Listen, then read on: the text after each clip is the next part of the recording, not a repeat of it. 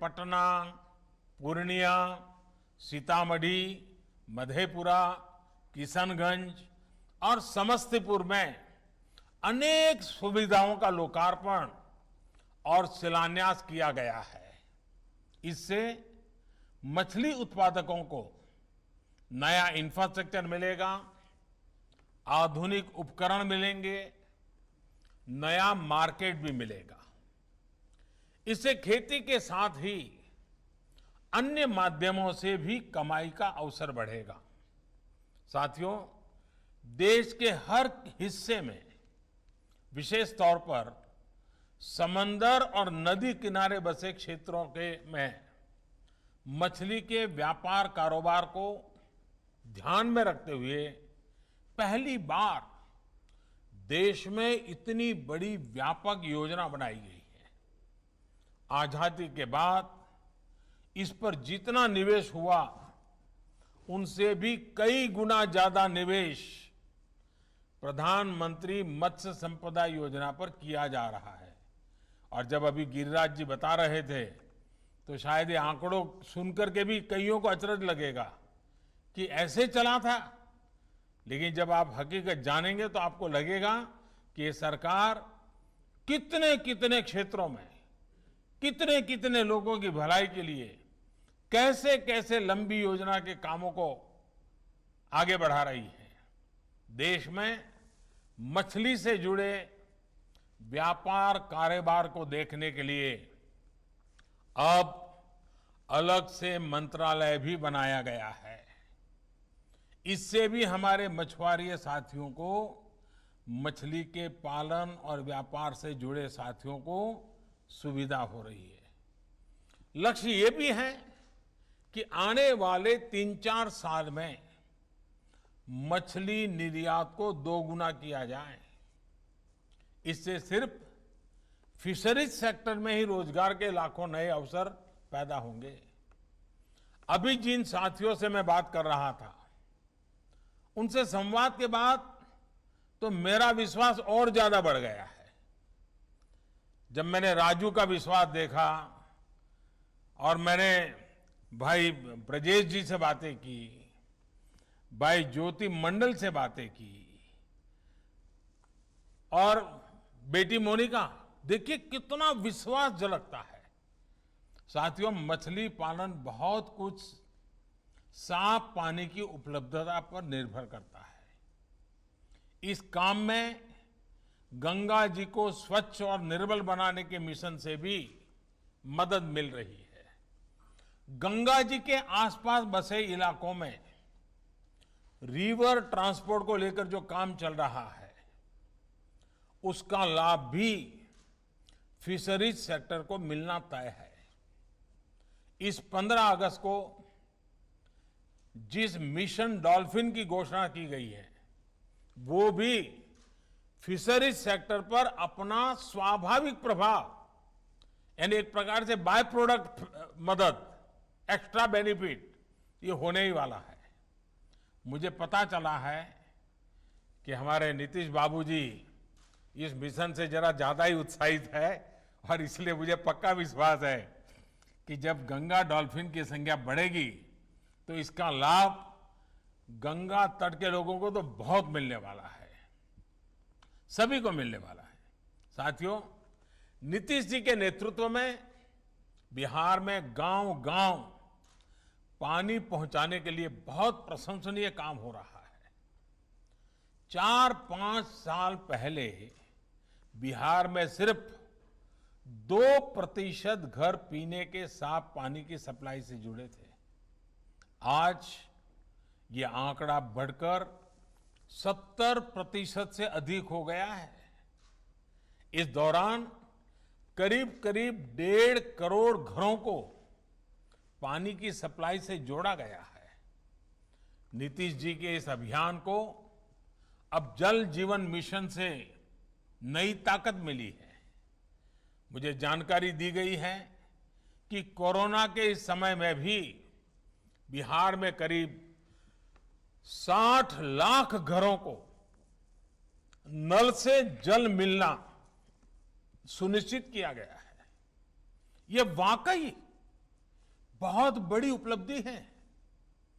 ये इस बात का भी उदाहरण है कि इस संकट काल में जब देश में लगभग सब कुछ थम गया था, तब भी हमारे गांवों में किस तरह एक आत्मविश्वास के साथ काम चलता रहा।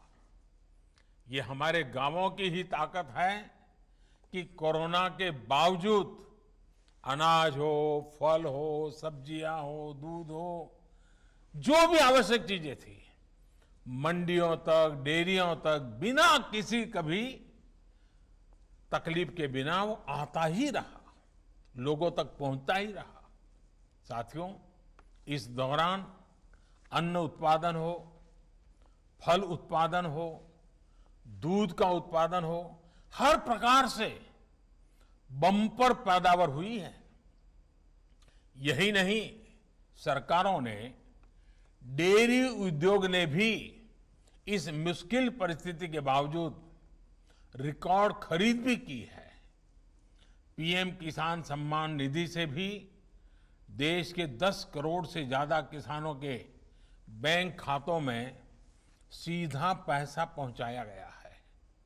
इसमें करीब करीब 75 लाख किसान हमारे बिहार के भी हैं।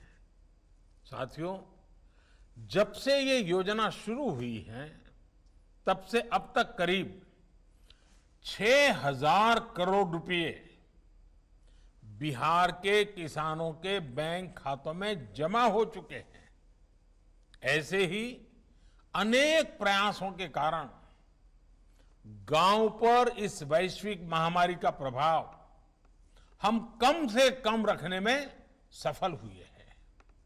ये काम इसलिए भी प्रशंसनीय है क्योंकि बिहार कोरोना के साथ साथ बाढ़ की विभीषिका का भी बहादुरी से सामना कर रहा है। साथियों, कोरोना के साथ साथ भारी बरसात और बाढ़ के कारण बिहार समेत आसपास के क्षेत्रों में जो स्थिति बनी है, उससे हम सभी भली भांति परिचित है। राज्य सरकार और केंद्र सरकार दोनों का प्रयास है कि राहत के कामों को तेज गति से पूरा किया जाए। इस बात पर बहुत जोर दिया जा रहा है कि मुफ्त राशन की योजना और प्रधानमंत्री गरीब कल्याण रोजगार अभियान, इसका लाभ बिहार के हर जरूरतमंद साथी तक पहुंचे। बाहर से गांव जो लौटे हुए हमारे श्रमिक परिवार हैं, उन तक पहुंचे। इसलिए ही मुफ्त राशन की योजना को जून के बाद, वैसे वो जून महीने में पूरा होना था, लेकिन जून के बाद दीपावली और छठ पूजा तक उसको बढ़ा दिया गया है। साथियों, कोरोना संकट के कारण शहरों से लौटे जो श्रमिक साथी हैं, उनमें से अनेक साथी पशुपालन की तरफ बढ़ रहे हैं। केंद्र सरकार और बिहार सरकार की अनेक योजनाओं से उनको प्रोत्साहन भी मिल रहा है। मैं ऐसे साथियों को कहूंगा कि आज जो कदम आप उठा रहे हैं, उसका भविष्य उज्जवल है। मेरे शब्द लिख करके रखिए। आप जो कर रहे हैं, इसका भविष्य उज्जवल है। सरकार का ये निरंतर प्रयास है कि देश के डेयरी सेक्टर का विस्तार हो, नए प्रोडक्ट्स बने, नए इनोवेशंस हो, जिससे किसान को, पशुपालकों को ज्यादा आय मिले। इसके साथ इस बात पर भी फोकस किया जा रहा है कि देश में ही उत्तम नस्ल के पशु तैयार हों, उनके स्वास्थ्य की बेहतर व्यवस्था हो और उनका खान पान स्वच्छ हो, पोषक हो। इसी लक्ष्य के साथ आज देश के 50 करोड़ से ज्यादा पशुधन को खुरपका और मुंहपका जैसी बीमारियों से मुक्त करने के लिए मुफ्त टीकाकरण अभियान चल रहा है। पशुओं को बेहतर चारे के लिए भी अलग अलग योजनाओं के तहत प्रावधान किए गए हैं। देश में बेहतर देसी नस्लों के विकास के लिए मिशन गोकुल चल रहा है। एक वर्ष पहले ही देशव्यापी कृत्रिम गर्भाधान कार्यक्रम शुरू किया गया था, जिसका एक चरण आज पूरा हो चुका है। साथियों, बिहार अब उत्तम देसी नस्लों के विकास को लेकर देश का एक प्रमुख सेंटर बन रहा है। राष्ट्रीय गोकुल मिशन के तहत आज पूर्णिया, पटना, बरौनी में जो आधुनिक सुविधाएं बनी हैं, उससे डेयरी सेक्टर में बिहार की स्थिति और मजबूत होने वाली है। पूर्णिया में जो सेंटर बना है, वो तो भारत के सबसे बड़े सेंटरों में से एक है। इससे सिर्फ बिहार ही नहीं, पूर्वी भारत के बड़े हिस्से को बहुत लाभ होने वाला है। इस केंद्र से बछौर और रेड पूर्णिया जैसी बिहार की देशी नस्लों के विकास और संरक्षण को भी और ज्यादा बढ़ावा मिलेगा। साथियों, एगो गाय सामान्यतः एक साल में एक बच्चा देवेली, लेकिन आईवीएफ तकनीक से एक गाय की मदद से एक साल में अनेकों बच्चा प्रयोगशाला में हो रहल बा। हमार लक्ष्य ई तकनीक के गांव गांव तक पहुंचावे के बा। साथियों, पशुओं की अच्छी नस्ल के साथ ही उनकी देखरेख और उसको लेकर सही वैज्ञानिक जानकारी भी उतनी ही जरूरी होती है। इसके लिए भी बीते सालों से निरंतर टेक्नोलॉजी का उपयोग किया जा रहा है। इसी कड़ी में आज ई गोपाला ऐप शुरू किया गया है। ई गोपाला ऐप एक ऐसा ऑनलाइन डिजिटल माध्यम होगा जिससे पशुपालकों को उन्नत पशुधन को चुनने में आसानी होगी, उनको बिचौलियों से मुक्ति मिलेगी। ये ऐप पशुपालकों को उत्पादकता से लेकर उसके स्वास्थ्य और आहार से जुड़ी तमाम जानकारियां देगा। हमारे किसान को ये पता चल पाएगा कि उनके पशु को कब क्या जरूरत है, और अगर वो बीमार है तो उसके लिए सस्ता इलाज कहाँ उपलब्ध है। यही नहीं, ये ऐप पशु आधार से भी जोड़ा जा रहा है। जब ये काम पूरा हो जाएगा तो ई गोपाला ऐप में पशु आधार नंबर डालने से उस पशु से जुड़ी सारी जानकारी आसानी से मिल जाएगी। इससे पशुपालकों को जानवर खरीदने बेचने में भी उतनी ही आसानी होगी। साथियों, कृषि हो, पशुपालन हो, मछली पालन हो, इन सब का विकास और तेजी से हो, इसके लिए वैज्ञानिक तौर तरीकों को अपनाना और गांव में आधुनिक इंफ्रास्ट्रक्चर बनाना बहुत ही आवश्यक है। बिहार तो वैसे भी कृषि से जुड़ी पढ़ाई और रिसर्च का अहम सेंटर रहा है। दिल्ली में यहां हम लोग पूसा पूसा सुनते रहते हैं। बहुत ही कम लोगों को पता है कि असली पूसा दिल्ली में नहीं बल्कि बिहार के समस्तीपुर में है, और यहां वाला तो एक तरह से उसका जुड़वा भाई है। साथियों, गुलामी के कालखंड में ही समस्तीपुर के पूसा में राष्ट्रीय स्तर का एग्रीकल्चर रिसर्च सेंटर खुला था। आजादी के बाद डॉक्टर राजेंद्र प्रसाद और जननायक कर्पूरी ठाकुर जैसे विजनरी नेताओं ने इस परंपरा को आगे बढ़ाया। इन्हीं के प्रयासों से प्रेरणा लेते हुए साल 2016 में डॉक्टर राजेंद्र प्रसाद कृषि विश्वविद्यालय को केंद्रीय विश्वविद्यालय के रूप में मान्यता दी गई। इसके बाद इस यूनिवर्सिटी में और उसके तहत चलने वाले कॉलेजों में कोर्सेज का भी और सुविधाओं का भी व्यापक विस्तार किया गया है। चाहे मोतीहारी में एग्रीकल्चर और फॉरेस्ट्री का नया कॉलेज हो, पूसा में school of agri business and rural management हो, बिहार में कृषि विज्ञान और कृषि प्रबंधन की पढ़ाई के लिए शिक्षा व्यवस्थाओं को और मजबूत किया जा रहा है। इसी काम को और आगे बढ़ाते हुए school of agri business and rural management की नई बिल्डिंग का उद्घाटन हुआ है।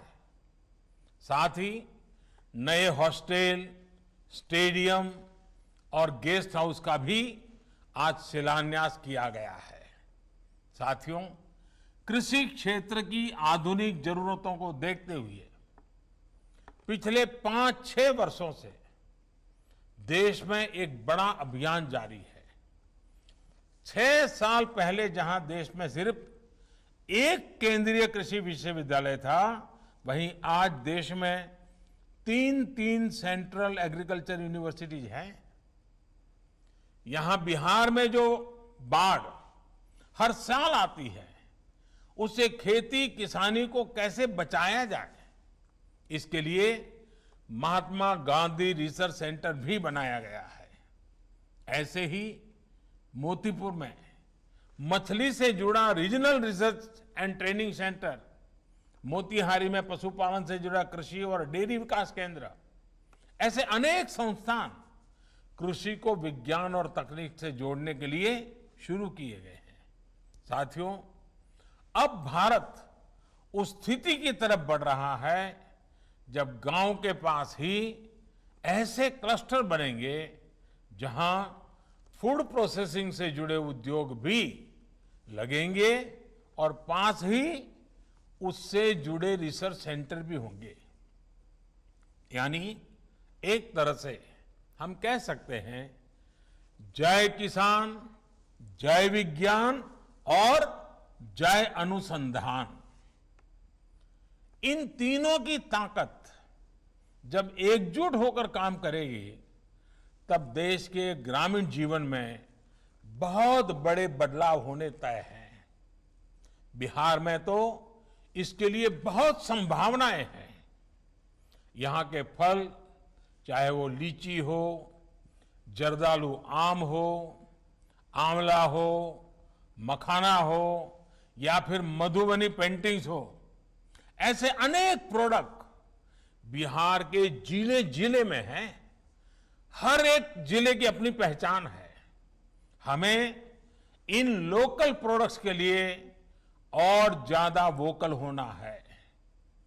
हम लोकल के लिए जितना वोकल होंगे, उतना ही बिहार आत्मनिर्भर बनेगा, उतना ही देश आत्मनिर्भर बनेगा। साथियों, मुझे खुशी है कि बिहार के युवा, विशेष तौर पर हमारी बहनें, पहले से ही इसमें सराहनीय योगदान दे रही है। श्रीविधि धान की खेती हो, लीज पर जमीन लेकर सब्जी उगाना हो, अजोला सहित दूसरी जैविक खादों का उपयोग हो, कृषि मशीनरी से जुड़ा हायरिंग सेंटर हो, बिहार की स्त्री शक्ति भी आत्मनिर्भर भारत अभियान को ताकत देने में आज आगे है। पूर्णिया जिले में मक्का के व्यापार से जुड़ा अरण्यक एफपीओ और कोसी क्षेत्र में महिला डेयरी किसानों की कौशिकी मिल्क प्रोड्यूसर कंपनी, ऐसे अनेक समूह प्रशंसनीय काम कर रहे हैं, प्रेरक काम कर रहे हैं। अब तो हमारे ऐसे उत्साही युवाओं के लिए, बहनों के लिए केंद्र सरकार ने विशेष फंड भी बनाया है। 1 लाख करोड़ रुपए के इस इंफ्रास्ट्रक्चर फंड से ऐसे एफपीओ कृषि उत्पादक संघों को, सहकारी समूहों को गांव में भंडारण, कोल्ड स्टोरेज और दूसरी सुविधाएं बनाने के लिए आर्थिक मदद आसानी से मिल पाएगी। इतना ही नहीं, हमारी बहनों के जो स्वयं सहायता समूह हैं, उनको भी अब बहुत मदद दी जा रही है। आज बिहार में स्थिति ये है कि वर्ष 2013-14 की तुलना में अब स्वयं सहायता समूहों को मिलने वाले ऋण में 32 गुना की वृद्धि हुई है। ये दिखाता है कि देश को, बैंकों को हमारी बहनों के सामर्थ्य पर, उनकी उद्यमशीलता पर कितना भरोसा है। साथियों, बिहार के गांवों को, देश के गांवों को आत्मनिर्भर भारत का अहम केंद्र बनाने के लिए हमारे प्रयास लगातार बढ़ने वाले हैं। इन प्रयासों में बिहार के परिश्रमी साथियों का रोल भी बहुत बड़ा है और आपसे देश को उम्मीदें भी बहुत अधिक हैं। बिहार के लोग देश में हो या विदेश में अपने परिश्रम से, अपनी प्रतिभा से अपना लोहा मनवाते रहे हैं। मुझे विश्वास है कि बिहार के लोग अब आत्मनिर्भर बिहार के सपने को पूरा करने के लिए भी निरंतर इसी तरह काम करते रहेंगे। विकास योजनाओं की शुरुआत के लिए मैं फिर से एक बार बहुत बहुत बधाई देता हूं, लेकिन एक बार फिर से मैं अपनी भावनाएं प्रकट करूंगा। मेरी आपसे कुछ अपेक्षाएं हैं, वो बताऊंगा, और मेरी अपेक्षा यही है, मास्क और 2 गज की दूरी के नियम का पालन अवश्य करिए, सुरक्षित रहिए, स्वस्थ रहिए, अपने घर में बड़ी आयु के जो परिवार के जन हैं उनको बराबर संभाल के रखिए। ये बहुत आवश्यक है। कोरोना को लाइट मत लीजिए और हर नागरिक को, क्योंकि हमारे पास वैज्ञानिकों के द्वारा वैक्सीन जब आए तब आए, लेकिन ये जो सोशल वैक्सीन जो है वो कोरोना से बचने का उत्तम उपाय है, बचने का यही रास्ता है। और इसलिए 2 गज की दूरी, मास्क, कहीं पर थूकना नहीं, बुजुर्गों की चिंता करना, इन विषयों को मैं बार बार याद कराता हूं। आज आपके बीच आया हूं, फिर से याद कराता हूं। मैं फिर एक बार आपके बीच आने का मौका मिला। मैं बहुत बहुत राज्य सरकार का, हमारे गिरिराज जी का, सबका धन्यवाद करता हूं। बहुत बहुत धन्यवाद। मैं